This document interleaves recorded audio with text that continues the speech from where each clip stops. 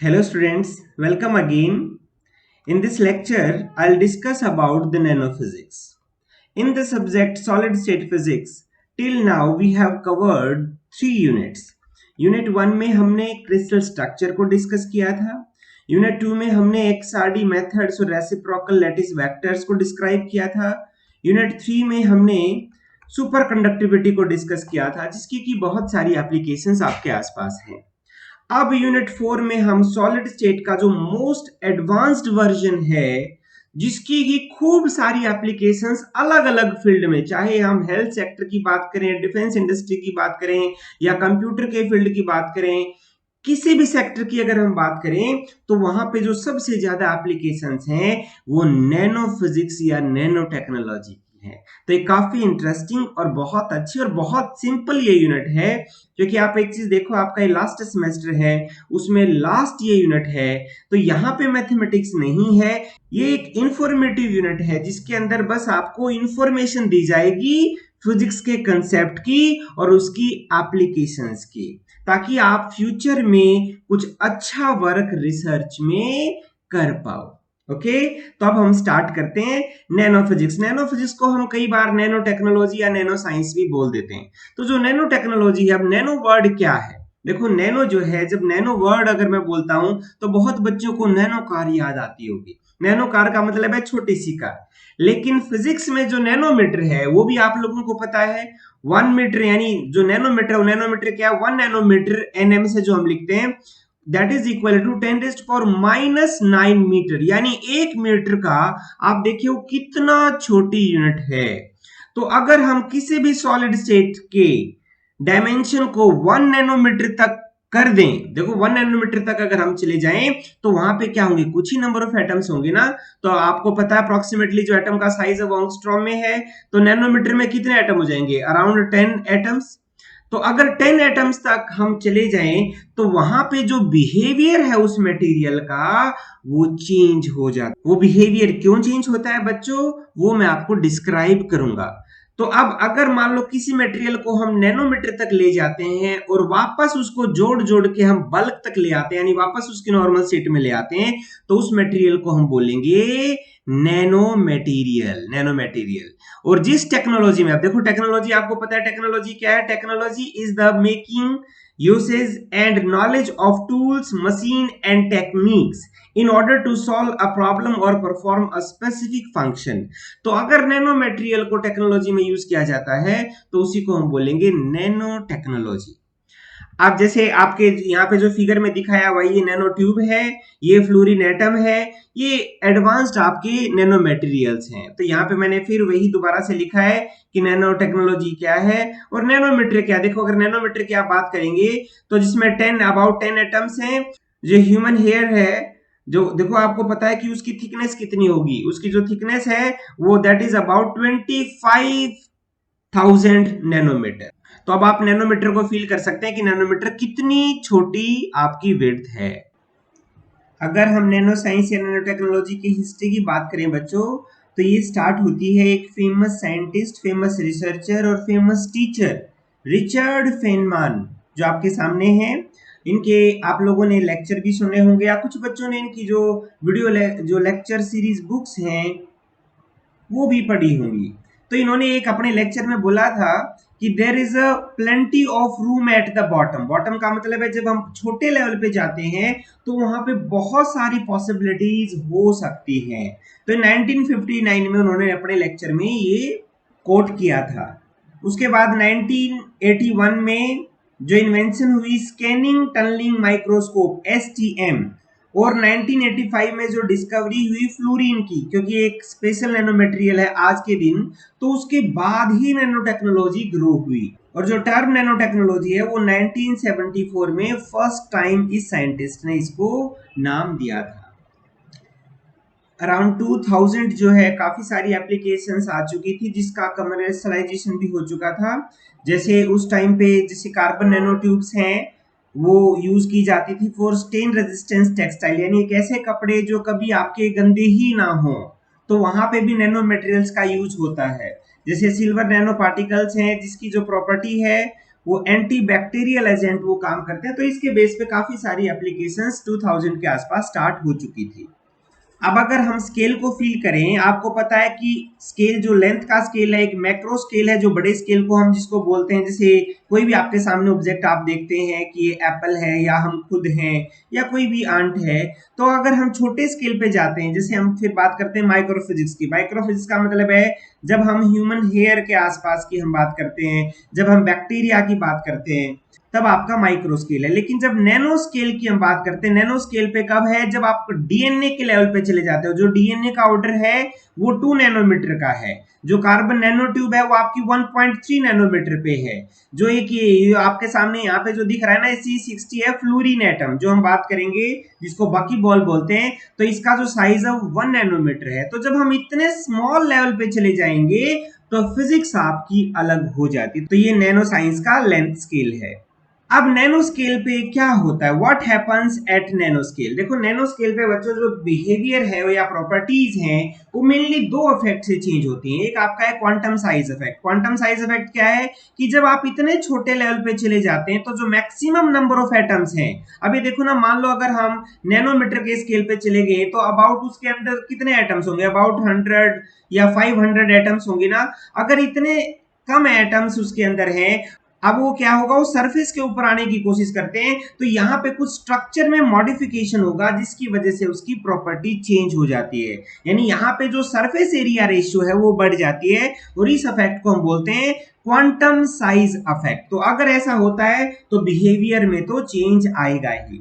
जो नेक्स्ट आपका इफेक्ट है वो है क्वांटम कन्फाइनमेंट इफेक्ट। ये क्वांटम कन्फाइनमेंट इफेक्ट क्या और क्वांटम वर्ड क्यों हमने लगाया है, क्योंकि देखो जब हम किसी भी मटेरियल को, मान लो ये आपका बल्क है, ये बहुत बड़ा मटेरियल है, अगर हम इसकी लेंथ को छोटा करते हैं, यानी इसकी लेंथ को हम कम करते जाते हैं, कम करते जाते हैं, तो एक ऐसा टाइम, देखो इसके अंदर क्या इलेक्ट्रॉन ही है ना, तो जब इलेक्ट्रॉन का यानी बिहेवियर क्वांटाइज्ड हो जाएगा, यानी उसकी जो लेवल है वो डिस्क्रीट एनर्जी लेवल्स हो जाएंगे जैसे एटम के केस में होते हैं, तो उस टाइम पे हम इसको बोलेंगे क्वांटम कन्फाइनमेंट। यानी इसको हम कम करते जाते हैं, क्योंकि कन्फाइनमेंट का मतलब है कि जो आपके इलेक्ट्रॉन है ना, वो इलेक्ट्रॉन एक वेव की तरह एक्ट करने लगेगा, और उस वेव, आपको वेव पता है कि वेव या तो ये होगी, या वेव ये होगी, या वेव ये होगी।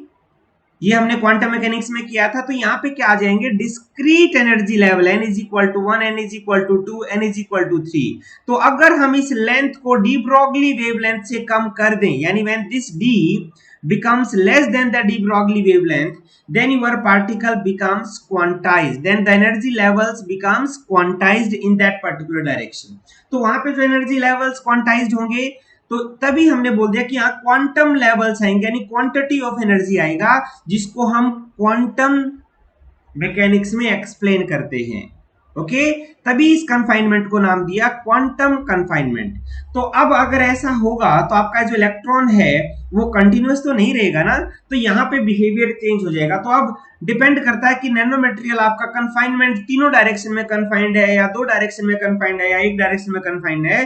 तो उसी के बेस पे हम नैनो मटेरियल्स को कैटेगराइज कर सकते हैं। Classification of nano material depending upon the quantum confinement effect. यानी जैसे आपका ये बल्क है, अगर हम इसको एक ही डायरेक्शन में, मान लो ये डायरेक्शन है, अगर मैं इस डायरेक्शन में इसको कन्फाइन करता हूं, इसको काटता चला जाता हूं, तो अगर ये लेंथ आपकी डी ब्रोगली वेवलेंथ से कम है, तब आपका ये देखो ना, एक कन्फाइंड स्ट्रक्चर तो बन गया ना, लेकिन ये 1 डायमेंशनल कन्फाइंड है, यानी इसको आपने 1 डायमेंशन में, ये 1 डायमेंशन में आपने कन्फाइन किया है। तो अब जो इलेक्ट्रॉन है that can freely move in other 2 direction, 1 x direction and y direction. z direction में आपने कन्फाइन कर दिया, तो यहाँ पे स्ट्रक्चर को हम बोलेंगे क्वांटम वेल। अगर हमने कन्फाइनमेंट 2 डायरेक्शन में कर दिया, यानी 2D अगर आपकी कन्फाइनमेंट है, यानी देखो ना, हमने क्या किया, z डायरेक्शन में तो कन्फाइन कर ही दिया था, और हमने x डायरेक्शन में भी कन्फाइन कर दिया। Now the electron can freely move in only 1 direction. देखो ना, बाकी 2 डायरेक्शन में तो क्वांटाइज्ड स्टेट है ना, तो फ्रीली जो मूव है वो एक ही डायरेक्शन में कर सकता है। तभी हमने नाम यहाँ पे रखा वायर, यानी क्वांटम वायर। अगर हम जो बची हुई जो आपकी डायरेक्शन है उसमें भी अगर कन्फाइन कर दें, तो जो आपका मटेरियल बनेगा 3 डायमेंशनल, अगर हमने कन्फाइनमेंट कर दी 3 डायमेंशनल, तो जो आपका मटेरियल बनेगा उसको ये डॉट बन जाएगा, तो हम इसको बोलेंगे क्वांटम डॉट। और इनकी अलग अलग फील्ड में अलग अलग एप्लीकेशंस हैं। जैसे अब हम एक बड़ा इंटरेस्टिंग एग्जांपल लेते हैं बच्चों, यहाँ पे जो गोल्ड, गोल्ड तो सबने देखा ही हुआ है। क्या गोल्ड हमेशा गोल्ड जैसा दिखता है?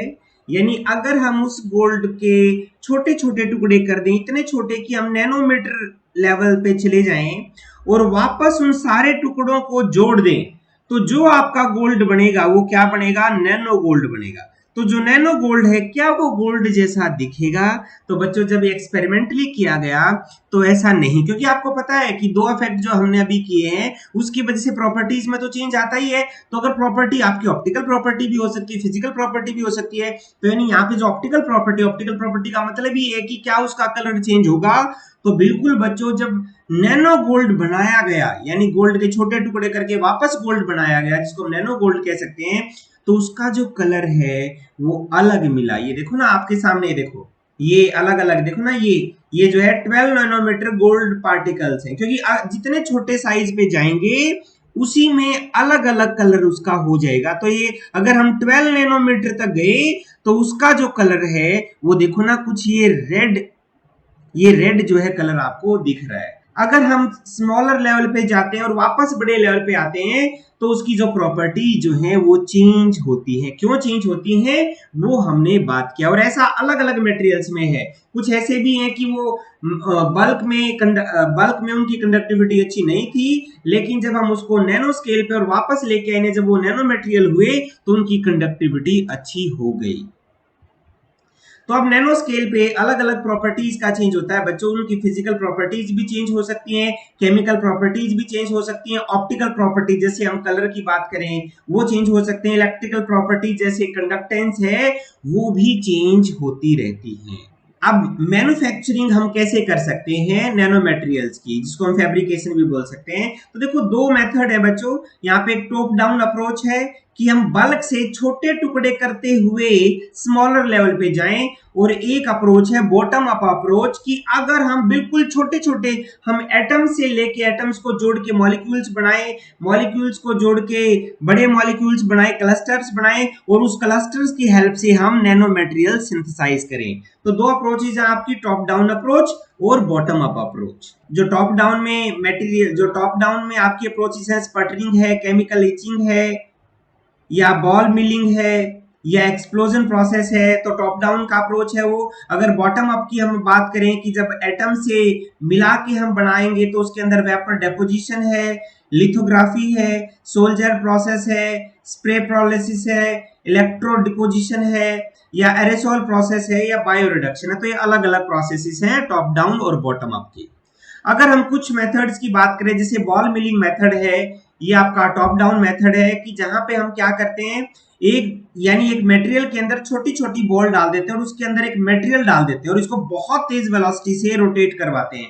अगर हम रोटेट करवाएंगे तो बॉल्स का आपस में कोलिजन होगा, तो जो आपके मटेरियल्स हैं वो बहुत छोटे लेवल तक हम उसको बना सकते हैं, जैसे 2 to 20 नैनोमीटर तक हम यहाँ पे नैनो पाउडर प्रोड्यूस कर सकते हैं। तो इसको हम बोलते हैं बॉल मिलिंग मेथड। तो यहाँ पे एडवांटेजेस और डिसएडवांटेजेस लिखी हुई है। अब एक और मेथड आपका है केमिकल वेपर डिपोजिशन। यहाँ पे हम क्या करते हैं कि कोई भी मटेरियल के ऊपर, ये देखो ना, कोई भी एक फर्नेस के अंदर हम मटेरियल्स के ऊपर हम दूसरे मटेरियल्स को वेपर की फॉर्म में लाते हैं। तो वेपर की फॉर्म में क्या हो जाएंगे, वो डिपोजिट हो जाएंगे ना यहाँ पे, और वहां पे रिएक्ट वो करेगा, तभी यहाँ पे वर्ड आया केमिकल वेपर डिपोजिशन। तो जो आपकी जो लेयर बनेगी, जो लेयर यहाँ पे ऊपर बनेगी, ये नैनोमीटर की आपकी लेयर बनेगी, तो यहाँ बिहेवियर जो है वो नैनो मटेरियल वाला ही बिहेवियर होगा। नेक्स्ट आपका है जैसे सोल जेल मेथड है। यहाँ पे हम क्या लेते हैं, एक सॉल्यूशन लेते हैं, सोल का मतलब सॉल्यूशन। उन सॉल्यूशंस की हेल्प से अलग अलग जो है हम उसको प्रोसेसेस की हेल्प से उसको जेल बनाते हैं, और जेल की भी अलग अलग हम प्रोसेसेस करके फिर एक नैनो मटेरियल बना सकते हैं। तो ये आपके सामने दिखाया हुआ है, जहाँ पे प्रीकॉर्सर, जहाँ पे हम स्टार्टिंग में सॉल्यूशन लेते हैं, उस सॉल्यूशन का फिर जो है हम हाइड्रोलिसिस करते हैं, फिर आपका जेल बनता है डिहाइड्रेशन से, और फिर आपका जो है फाइनल प्रोडक्ट बन जाता है। तो इसको जो है थिन फिल्म में भी यूज किया जाता है। फिर नेक्स्ट आपका इलेक्ट्रो डिपोजिशन। इलेक्ट्रो डिपोजिशन में हम क्या करते हैं कि इसमें हम इलेक्ट्रोलिसिस के अंदर जो कैथोड एनोड है वहां पे भी हम डिपॉजिट कर सकते हैं। तो जहां पे जो डिपोजिशन होगा वो भी बहुत ही कम थिकनेस की लेयर होगी, जो अराउंड 100 नैनोमीटर तक की है, तो वहां पे भी आपका वो नैनो मटेरियल हम ऐसे बना सकते हैं। नेक्स्ट है लिथोग्राफी। लिथोग्राफी की हेल्प से भी हम नैनो मटेरियल्स को बना सकते हैं। जैसे यहाँ पे जो है इसमें एक थिन लेयर का डिपोजिशन होता है जिसको अलग अलग मेथड से किया जाता है। जैसे फोटोलिथोग्राफी भी हो सकता है, इलेक्ट्रॉन बीम लिथोग्राफी भी हो सकता है, एक्सरे लिथोग्राफी भी हो सकता है। तो ये अलग अलग लिथोग्राफी की टेक्निक्स हैं एक थिन फिल्म को डिपॉजिट करने का, जो कि नैनो मटेरियल होगा। अब हम करेंगे मेजरिंग टेक्निक्स, जो नैनो मटेरियल्स हैं कि इसको साइज को कैसे मेजर करते हैं, उसके इंटरनल स्ट्रक्चर को हम कैसे देखते हैं, कैसे हमें उसकी प्रॉपर्टीज के बारे में पता चलता है। So how did we get here, यानी उतने छोटे लेवल पे हम कैसे देख पाते हैं। तो देखो, देखने की जहां पे बात आती है, आपको पता है हम कैसे देख सकते हैं, using light we can see. ठीक है, सिंपल सा लाइट डालते हैं तो वो रिफ्लेक्ट होके हमारी आईज में आती है, हमारी आईज ही उसको सेंस करती है। तो यहाँ पे लिखा हुआ है necked I can see about the 20 micron, यानी 20 माइक्रोमीटर तक देख सकते हैं। ह्यूमन हेयर जो है वो 50 to 100 माइक्रोमीटर का थिकनेस है। तो जो सिंपल आपके जो माइक्रोस्कोप हैं, आप देखो ना, माइक्रोस्कोप कहां तक देख सकते हैं, आपके 1 माइक्रोमीटर तक देख सकते हैं। क्योंकि हम सिंपल माइक्रोस्कोप में हम क्या करते हैं, उस ऑब्जेक्ट को मैग्नीफाई करते हैं, यानी लाइट की हेल्प से हम उसको मैग्नीफाई कितना कर सकते हैं, हम मैग्नीफाई कर सकते हैं अप टू 1000। यानी अगर हम देखो रेड ब्लड सेल्स को देखना चाहें तो अगर हम 400 मैग्निफिकेशन का अगर माइक्रोस्कोप लें तो हम उसको देख पाते हैं। तो आप सोचो कि नैनो मटेरियल को हम कैसे देख पाएंगे। तो नैनो मटेरियल्स को देखने के लिए हम लाइट का यूज नहीं कर सकते, हम वहां पे यूज करते हैं इलेक्ट्रॉन्स का। जैसे बहुत सारे बच्चों को ना कुछ डाउट्स होते हैं, जैसे देखो इलेक्ट्रॉन माइक्रोस्कोप तो सबने सुने हुए हैं, लेकिन लोगों को लगता है कि इलेक्ट्रॉन जो माइक्रोस्कोप है उसका मतलब है कि it is a particular microscope use to see at electrons, लेकिन वो इलेक्ट्रॉन्स को देखने में उसका यूज होता है, लेकिन ऐसा सच नहीं है। इलेक्ट्रॉन माइक्रोस्कोप की हेल्प से हम मटेरियल के अंदर देखते हैं, बस वहां पे लाइट की बजाय इलेक्ट्रॉन्स के बीम का यूज होता है बच्चों, नहीं, तभी हम उसको इलेक्ट्रॉन माइक्रोस्कोप बोलते हैं। जैसे यहाँ पे जो ना स्कैनिंग इलेक्ट्रॉन माइक्रोस्कोप, ये देखो सैम जिसको हम बोलते हैं, जो 1930s में इन्वेंट किया गया था, जो 10 नैनोमीटर तक देख सकता है और जिसका जो मैग्निफिकेशन है वो 4000 तक है, यानी 4000 तक को मैग्नीफाई कर सकता है। जैसे ये देखो, ये ब्लड सेल्स की पिक्चर यहाँ सेम इमेज आपको दिखाई हुई है। एक है स्कैनिंग प्रोब माइक्रोस्कोप। स्कैनिंग में क्या होता है, यहाँ पे ना एक हम बहुत ही फाइन टिप को लेते हैं, जिसकी जो थिकनेस है वो फाइन टिप को अगर हम उस मटेरियल के अंदर रोटेट करवाते हैं तो हमें वहां पे पता चलता है कि अंदर का जो बिहेवियर है वो कैसा है। तो इनको बोलते हैं स्कैनिंग प्रोब माइक्रोस्कोप, जो 1980s में डेवलप किए गए थे। यहाँ पे देखो जो टिप है, टिप का साइज यहाँ एटम्स के कंपैरिजन में करके दिखाया हुआ है। जो स्कैनिंग प्रोब माइक्रोस्कोप है, जो जिसे एटॉमिक फोर्स माइक्रोस्कोप जो एएफएम है, इसके अंदर हम क्या करते हैं, यहाँ पे जो सिंपल आपका सैंपल है, सैंपल के ऊपर क्या है, एक प्रॉब को हम लेते हैं। तो ये जो प्रॉब है, अब ये देखो ना, सैंपल के हिसाब से प्रॉब को हम थोड़ा चेंज करेंगे। तो प्रॉब को चेंज करने से क्या होगा, अब देखो ना प्रॉब कैसे चेंज होगी, वो प्रॉब का जो चेंज है वो हम लेजर की हेल्प से एक यहाँ रिफ्लेक्टर लगाएंगे तो हमें पता चलेगा कि अंदर का कैसा पैटर्न है चेंज होने का। तो यहाँ पे मैंने लिखा हुआ है, a tiny tip moves up and down in response to electromagnetic forces between the atoms of the surface and the tip. The motion is recorded and used to create an image of the atomic surface. Clear है। ऐसे ही एक scanning probe microscope आपका scanning tunnelling microscope. यहाँ पे क्या होता है, a flow of electric current occurs between the tip and the surface. The strength of this current is used to create an image of the atomic surface. तो ये atomic surface के measurement के लिए है, तभी इनको नाम दिया गया एएफएम एंड एसटीएम। नेक्स्ट है आपका इलेक्ट्रॉन माइक्रोस्कोप। देखो जैसे मैंने बताया ना, ये सामने जो इमेज है इलेक्ट्रॉन माइक्रोस्कोप की है, जहां पे लाइट की बजाय इलेक्ट्रॉन्स के बीम्स का यूज किया जाता है, जो कि जिसकी हेल्प से हम मटेरियल के अंदर देख पाते हैं। यहाँ पे ना दो तरह के आपके इलेक्ट्रॉन्स हैं, देखो यहाँ यही लिखा हुआ मैंने, electron microscope uses a beam of highly energetic electron to examine objects on a very fine scale. This examination brings the detail about the observant. अब यहाँ पे दो टाइप के, आप एक में हम बीम ऑफ इलेक्ट्रॉन को ट्रांसमिट करवाते हैं, जिसको हम बोलेंगे ट्रांसमिशन इलेक्ट्रॉन माइक्रोस्कोप टैम, और एक में हम रिफ्लेक्शन में स्टडी करते हैं, जो स्कैनिंग में स्टडी करते हैं, तो उसको हम बोलेंगे स्कैनिंग इलेक्ट्रॉन माइक्रोस्कोप। यानी एक सैम है और एक टैम है। ये टाइप ऑफ जो सेम है ये दिखाया हुआ आपके सामने, देखो जो सेम है, सेम के अंदर हम क्या करते हैं, यानी बीम जो है रिफ्लेक्ट होके वापस आता है, यानी उसमें स्कैनिंग करते हैं हम इलेक्ट्रॉन बीम से, और टैम के अंदर क्या होता है, ट्रांसमिशन होता है उस सैंपल के अंदर से। तो ये टैम है, टैम की पिक्चर आपके सामने है, ये सेम की पिक्चर आपके सामने है, ये सेम की इमेज आपके सामने है।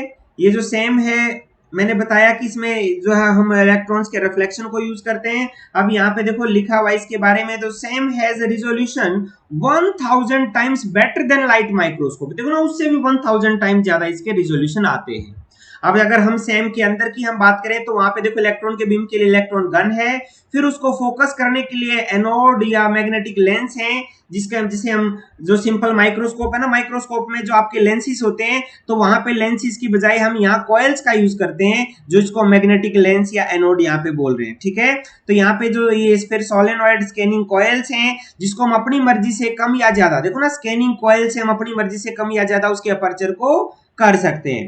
फिर जो है आपका स्पेसिमेन है, स्पेसिमेन में जैसे इलेक्ट्रॉन जाएंगे तो उसके बाद क्या होगा, रिफ्लेक्शन होगा, तो वापस इलेक्ट्रॉन बाउंस बैक करेंगे। तो उसके लिए यहाँ पे अलग अलग डिटेक्टर्स हैं, ये डिटेक्टर है, ये डिटेक्टर है। तो इन डिटेक्टर की हेल्प से हम डिटेक्ट कर पाते हैं कि ये आपका जो स्पेसिमेन है उसका जो सरफेस है वो कैसा है। ओके, क्लियर है। तो ये आपका सेम है, ये सेम इमेज दिखाई हुई है। जैसे अगर हम यहाँ पे जो बैक्टीरिया, ये जो सेम इमेज है, ये bacteria on the surface of human tongue. तो देखो बैक्टीरिया की इमेज है, जो बायोलॉजी के अंदर जो इमेजेस दिखती हैं वो सारी सेम या टेम इमेजेस होती हैं। यहाँ पे जो कलर्स हैं, ये कलर्स ट्रू कलर्स नहीं है, जस्ट ये एक रिप्रेजेंटेशन दिखाई हुई है बच्चों, क्योंकि हमें नहीं पता किस कलर के हैं, क्योंकि सेम टाइम से एग्जैक्ट कलर का नहीं पता चलता, इसमें शेप और साइज का पता चलता है। ये सेम इमेज जो है ये दिखाई हुई है platinum wire that has been mild to a 50 nanometre diameter. अब देखो ना, 50 नैनोमीटर डायमीटर की ये वायर है, जो गैस सेंसर के लिए जिसका यूज होता है। ये ह्यूमन आई जो है उसका सेम इमेज है। ये है टेम माइक्रोस्कोप, टेम का मतलब है ट्रांसमिशन इलेक्ट्रॉन माइक्रोस्कोप। अब हम सैंपल के अंदर देखो, यहाँ पे ये जो टेम की इमेज है, ये टेम आपके सामने है। तो ये टेम का जो इंटरनल स्ट्रक्चर है वो दिखाया हुआ है। टेम के अंदर जो इलेक्ट्रॉन गन है, जो इलेक्ट्रॉन को रिलीज करती है, फिर उसको हम एक प्रॉपर डायरेक्शन के लिए जो है कॉइल्स हैं आपकी, एनोड्स या अलग अलग कंडेंसिंग कॉइल्स हैं, जो हमने लास्ट में भी दिखाया था, जो मैग्नेटिक कॉइल्स हैं। सिर्फ फर्क यहाँ पे क्या किया, अभी ये स्पेसिमेन यहीं आ गया आपका, देखो ना, स्पेसिमेन के अब अंदर से जब इलेक्ट्रॉन के बीम को क्रॉस किया जाता है, फिर हम उसको डिटेक्ट करते हैं अलग अलग ऑब्जेक्टिव लेंस से और इंटरमीडिएट लेंस की हेल्प से, और ये फ्लोरोसेंट स्क्रीन है। तो यहाँ पे हमें पता चलता है कि अंदर स्पेसिमेन के कैसा स्ट्रक्चर है, उसकी थिकनेस या उसके अंदर की क्या प्रॉपर्टीज है। तो यहाँ पे देखो, ये एक और इमेज में दिखाया हुआ ये फिलामेंट है, इलेक्ट्रॉन गन है, जो इलेक्ट्रॉन बीम को फोकस करते हैं कंडेंसिंग कॉइल से, फिर सैंपल है, फिर ये ऑब्जेक्टिव लेंस है, और ये आपका स्क्रीन है जहां पे हम देख पाते हैं कि अंदर की कैसी प्रॉपर्टीज है। ये टाइम इमेज दिखाई हुई है, कोई भी आपका एफटी है, जहां पे गेट है, ये सोर्स है, ये ड्रेन है, ये 20 नैनोमीटर का इतना स्केल है। तो देखो कितने कम नैनोमीटर तक भी टाइम जो है डायरेक्ट देख पाता है। अब सेम और टाइम में क्या फर्क है, मेनली तो आपको पता ही है कि सेम जो है स्कैनिंग के लिए है, और टाइम में जो है ट्रांसमिशन ऑफ इलेक्ट्रॉन को हम करते हैं। बाकी सारे जो है डिफरेंसेस मैंने यहाँ पे लिखे हुए हैं, आप इसका स्नैपशॉट लें और इसको पढ़ लें, एग्जाम में आपके काम आएगा। कुछ स्पेशल नैनो मटेरियल्स हैं, जैसे जिसकी काफी एप्लीकेशंस है। जैसे अगर हम बात करें नैनो ट्यूब्स की, carbon nano tubes, carbon nano tubes में क्या है, यहाँ पे एक बहुत लंबी चेन है, एक सिलिंड्रिकल फॉर्म है कार्बन की, जो एलोट्रॉप है ये। तो यहाँ पे जो नैनो मटेरियल में इसकी थिकनेस है, तो इसकी जो प्रॉपर्टी है वो बिल्कुल अलग है, इसकी जो यूटिलिटी है वो बहुत ज्यादा है। कैंसर ट्रीटमेंट में इसका यूज होता है, इसका जो है अलग अलग सेंसर्स में ये यूज होता है। अगर हम सिंपल 1 एटम थिक अगर हम कार्बन नैनो ट्यूब लेते हैं, तो उस मटेरियल को हम बोलते हैं ग्रेफीन। ये इसकी बहुत यूटिलिटी है, इन पे अलग अलग बच्चों काफी सारे नोबेल प्राइज जो है ग्रेफीन पे स्टडी के लिए भी मिल चुके हैं। इसकी जो प्रॉपर्टीज है यहाँ पे लिखी हुई, it is 100 times stronger than steel and very flexible. अब आप ये देखो ना, it if added to material like car bumper increase strength and flexibility.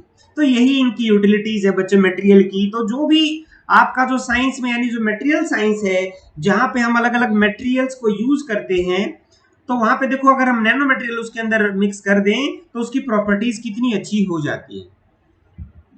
ये एक रिवोल्यूशनरी मटेरियल है बच्चों, जो C60 है, कार्बन C60। इसके अंदर क्या है, कार्बन के 60 एटम्स है बस, और ये एक स्फीयर की तरह है, एक बॉल की तरह है। ये देखो ड्रग डिलीवरी में इसका यूज होता है बच्चों। It can penetrate the cell walls. ये जो है ब्लड स्ट्रीम के साथ भी बड़े इजीली फ्लो कर सकता है, तो इसकी हेल्प से हम कोई भी सिग्नल या किसी भी पॉइंट पे हम पहुंच सकते हैं अगर हम इसको कंट्रोल कर पाए तो। नेक्स्ट है नैनो रोड्स, जो कि सिंपल कार्बन, जैसे हमने जो अभी भी किया था ना, कार्बन नैनो ट्यूब्स, तो उसी की तरह की अलग ये रोड्स हैं, वो ट्यूब्स थी। तो यहाँ पे क्या है, इसका जो डायमेंशन है 1 to 100 नैनोमीटर होता है। इसके भी जो यूज हैं, ये देखो कैंसर थेरेपी में भी इसका यूज होता है। ये अलग अलग जो है मैम्स, एक मैम्स डिवाइसेस होते हैं जो माइक्रो इलेक्ट्रोमैकेनिकल सिस्टम है, यानी छोटे छोटे डिवाइस बनते हैं मैम्स, तो मैम्स में भी इसका काफी यूज होता है। नैनोबोट्स यानी छोटे, यानी आप देखो ना बिल्कुल छोटे जो रोबोट्स हैं, जो देखो ना छोटे रोबोट्स के लिए तो बच्चों छोटे मटेरियल्स ही चाहिएंगे ना, तो ये जो नैनोबोट्स हैं अभी उसका उसका भी नैनोबोट्स आज के दिन है, जो कि देखो जो टॉक्सिक कंपोनेंट है एनवायरनमेंट के वो डिटेक्ट कर सकते हैं, ड्रग डिलीवरी के लिए भी है, और बायोमेडिकल इंस्ट्रूमेंटेशन में भी इसका यूज होता है। तो अब एक चीज देखो कि कितनी सारी एप्लीकेशंस ऑलरेडी हमने डिस्कस किया, तो बहुत सारी एप्लीकेशंस है नैनो टेक्नोलॉजी की ऑलमोस्ट हर फील्ड में, और इनोवेटिव एप्लीकेशन, चाहे हम एनर्जी की बात करें, मेडिसिन की बात करें, नैनो टेक्नोलॉजी की बात करें, नैनो डिवाइसेस की बात करें, ऑप्टिकल इंजीनियरिंग की बात करें, डिफेंस की बात करें, बायो इंजीनियरिंग की बात करें, या कॉस्मेटिक की बात करें, या नैनो फैब्रिक्स की बात करें, यानी एक ऐसा फैब्रिक, यानी एक ऐसा कपड़ा बच्चों जो कभी गंदा ही नहीं होगा, तो आपका नैनो मटेरियल होगा।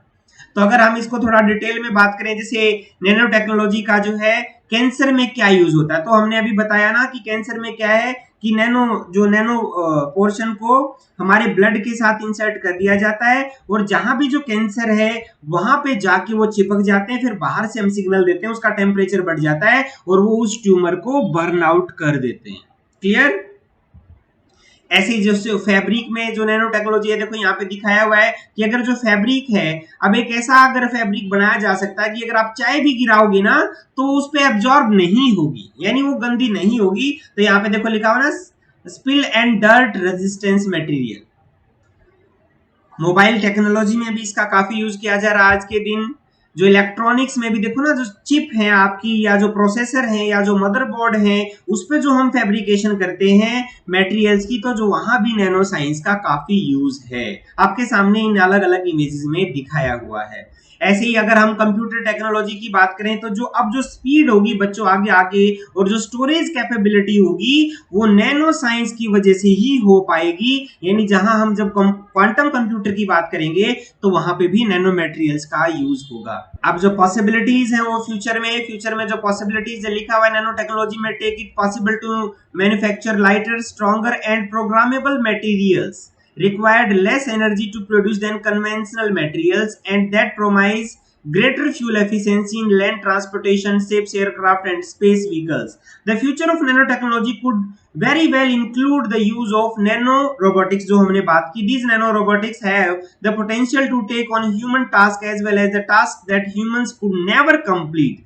The rebuilding of the depleted ozone layer could potentially be able to be perform. तो आप इसको सोच सकते हैं कि कितनी सारी एप्लीकेशंस इसकी हो सकती है बच्चों। ओके, और एक चीज देखो, ये सारी एप्लीकेशंस आपको कब मिली है? जब मिली ना, जब आप बहुत स्मॉलर लेवल पे गए और वहां पे अलग अलग पॉसिबिलिटीज को आपने एक्सप्लोर किया। तो यानी यहाँ पे अगर हम एक मेन लाइन की अगर हम बात करें, बॉटम लाइन की बात करें, तो क्या है, next big thing is really small, यानी जो भी बड़ी चीजें आएंगी वो छोटी छोटी होंगी। तो क्या है, क्लियर है बच्चों? तो आप इसको आराम से, आप जो मैं बुक आपको दूंगा, जो नोट्स आपको दूंगा मैं, उसके अंदर से भी पढ़े। थ्योरेटिकल यूनिट है, आपको ये समझ में आ जाएगी। जस्ट इसका जो पर्पज है बच्चों, मेनली तो इसका मोटिवेशन के लिए है कि आप फ्यूचर में बहुत अच्छे से इस टेक्नोलॉजीज को समझो और अपनी नई टेक्नोलॉजीज इन्वेंट करो, ताकि वो और लोगों के काम आए और लोगों को समझ में भी आ पाए कि रियलिटी क्या है।